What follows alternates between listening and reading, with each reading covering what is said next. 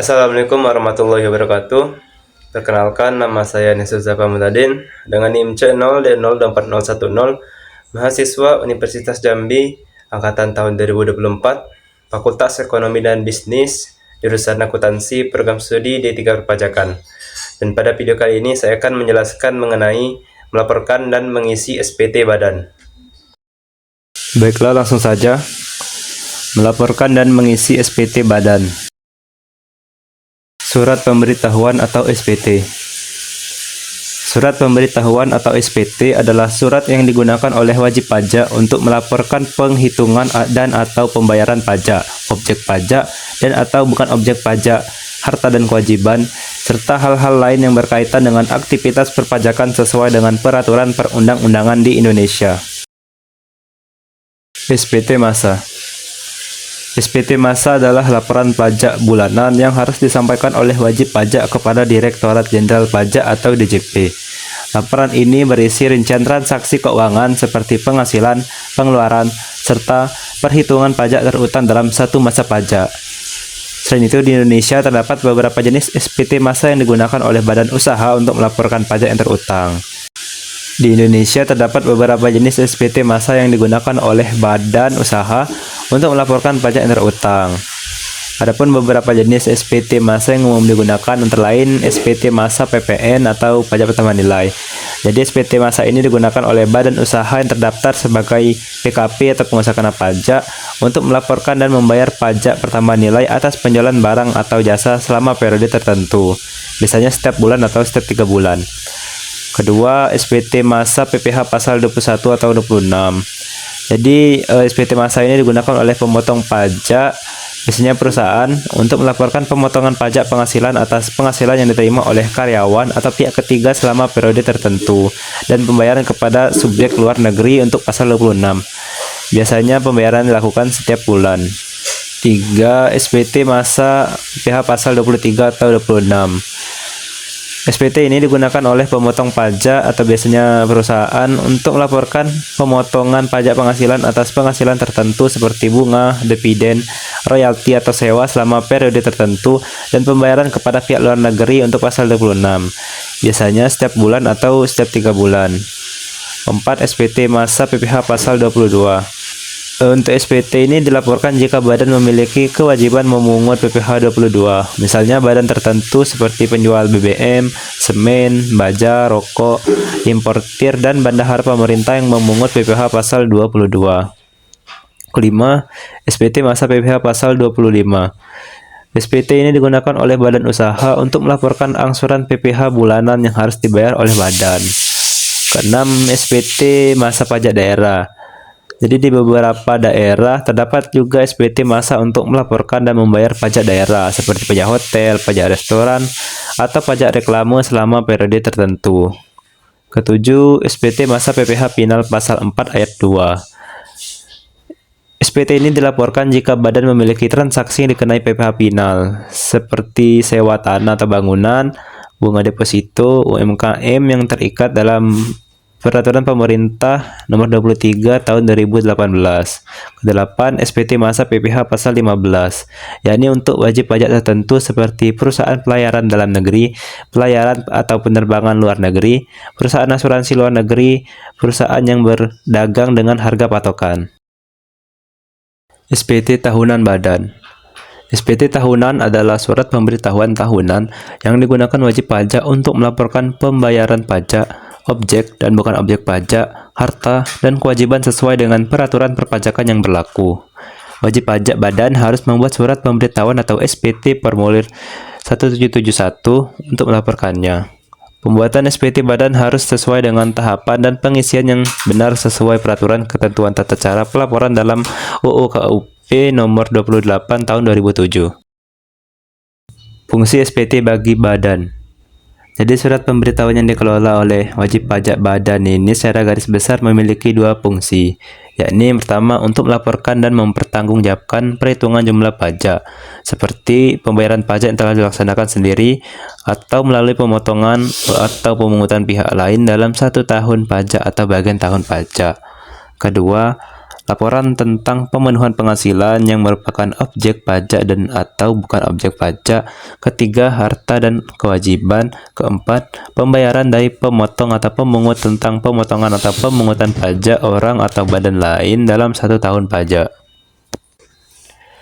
Kedua, sebagai sarana pengusaha kena pajak untuk melaporkan tentang pengkreditan pajak masukan terhadap pajak keluaran dan pembayaran atau pelunasan pajak yang telah dilaksanakan sendiri oleh pengusaha kena pajak atau PKP dan atau melalui pihak lain dalam satu masa pajak sesuai peraturan perundang-undangan perpajakan yang berlaku.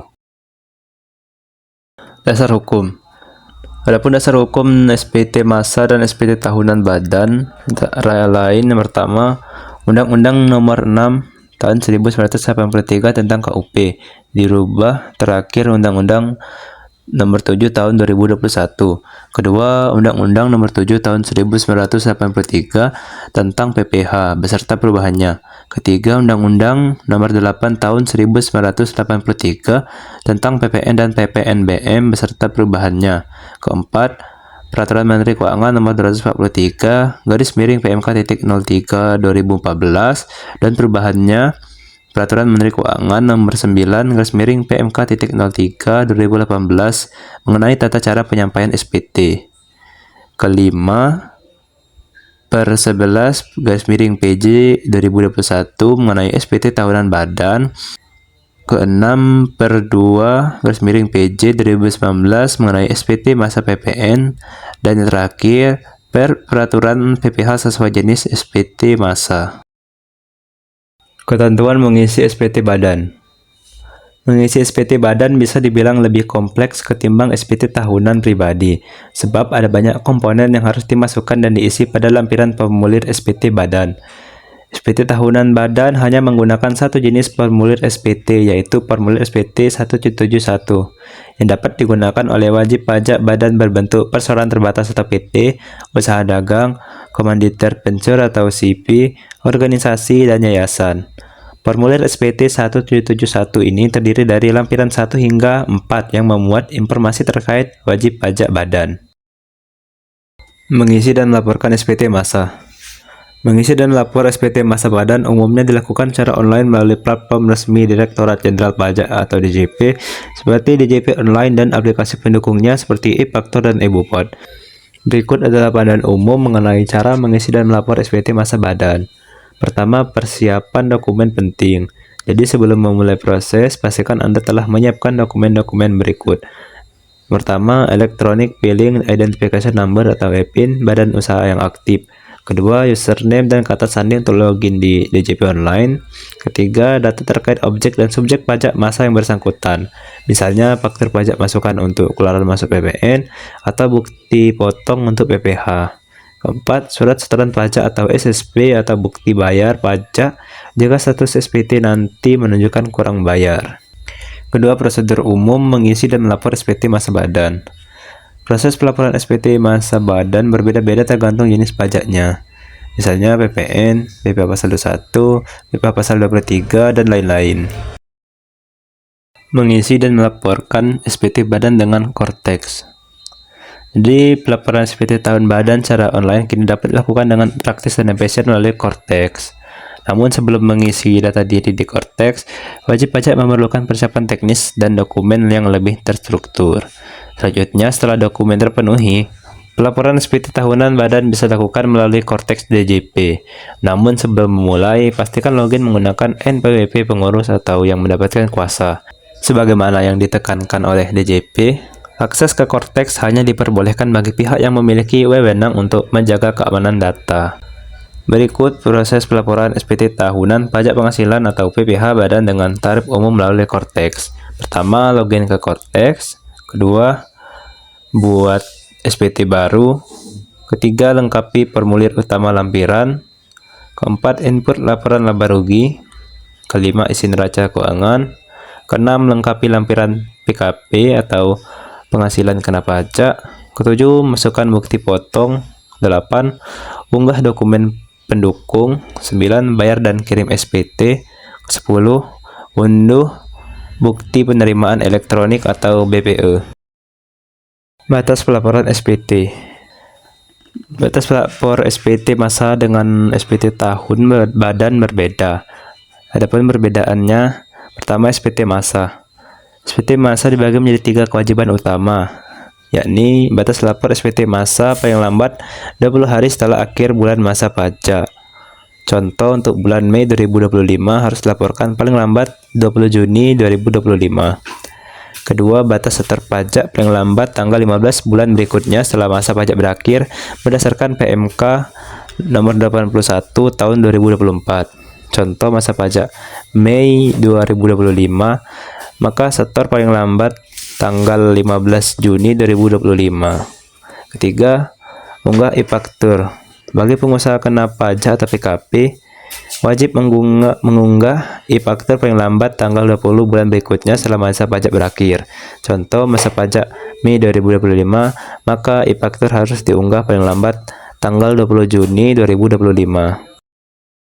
Kedua, SPT tahunan badan. Untuk batas akhir pelaporan untuk tahun pajak 2025 tetap tanggal 30 April 2026. Apabila melewati batas yang ditentukan, badan usaha akan dikenakan sanksi administratif berupa denda sebesar Rp1.000.000 sesuai pasal 7 ayat 1 Undang-Undang Ketentuan Umum Perpajakan.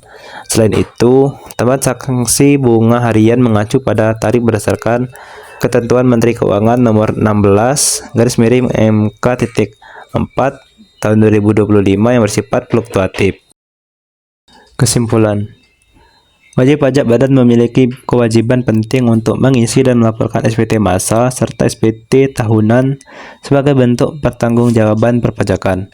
SPT massa digunakan untuk melaporkan kewajiban pajak bulanan seperti PPh dan PPN, sedangkan SPT tahunan badan formulir 1771 memuat laporan lengkap seluruh aktivitas keuangan dan pajak selama 1 tahun. Pemenuhan kedua kewajiban ini memastikan kepatuhan perusahaan terhadap peraturan perpajakan, menghindari sanksi, serta mendukung transparansi dan kontribusi badan usaha terhadap penerimaan negara. Sekian kurang lebih apa yang ingin saya sampaikan. Sebelumnya saya ingin berterima kasih kepada Bapak Wirmi Eka Putra dan Ibu Sheila Aprilia Murni Dayanti selaku dosen pengampu mata kuliah pajak penghasilan, pemotongan, dan pemungutan yang telah memberikan tugas ini sehingga menambah pengetahuan dan wawasan saya terkait dengan materi yang dibahas. Selain itu, apabila dalam penyampaian saya ini terdapat banyak kekurangan maupun kesalahan, baik itu dari tutur kata maupun tindakan saya meminta maaf. Kepada Allah saya memohon ampun. Saya akhiri. Wabillahi taufiq wal hidayah. Wassalamualaikum warahmatullahi wabarakatuh.